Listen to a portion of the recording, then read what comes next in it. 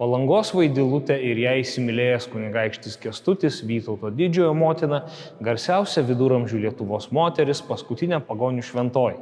Mitais, legendomis ir istorinė tikrovė apipintos kunigaikštienės Birutės įvaizdis lietuvių kultūroje yra įkvepiantis ir žavintis menininkus.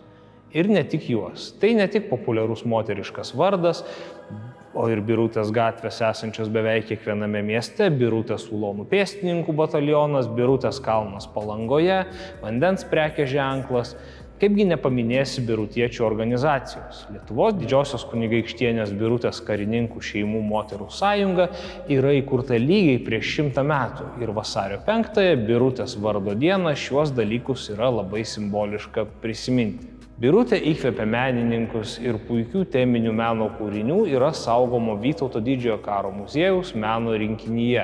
Pavyzdžiui, šis dailininko Juozo Ignatavičiaus sukurtas vitražas Batika kunigaikštienė Birutė, puikus 3-ojo dešimtmečio kūrinys. Arba šitoks to paties laikmečio dailininko Igno Rudolfo paveikslas Birutės pagrobimas, nutapytas pagal Vinco Slendzinskio 1887 metais nutapyta Kęstutis pagrobė Birutę. Siužetinės tapybos darbas lyg kokia mūsų Veronezės Europos pagrobimo versija.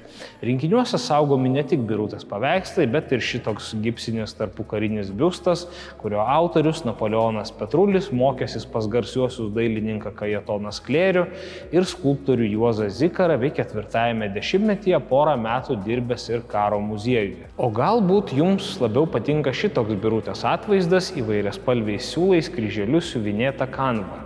Šie darbai yra įdomus, bet ko gero pats vertingiausias Birutės atvaizdas Vytauto didžiojo karo muziejaus rinkiniuose yra didžiojo meistro Petro Kalpoko kūrinys. Apie 1930 metus muziejus užsakė nutapyti Birutės portretą ir portreto autorius Petras Kalpokas savo darbui suteikė mylimosios balerinos Olgos Švedės Dubeneckienės, būsimos žmonos, ponios Kalpokienės bruožus.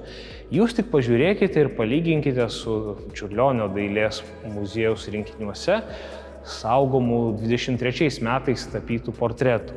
Palyginimui pažiūrėkite į dailininko mūzos nuotraukas ir jau galite matyti, kaip šios gražios moters bruožai atgula į vienos žymiausių viduramžių Lietuvos moterų portretą.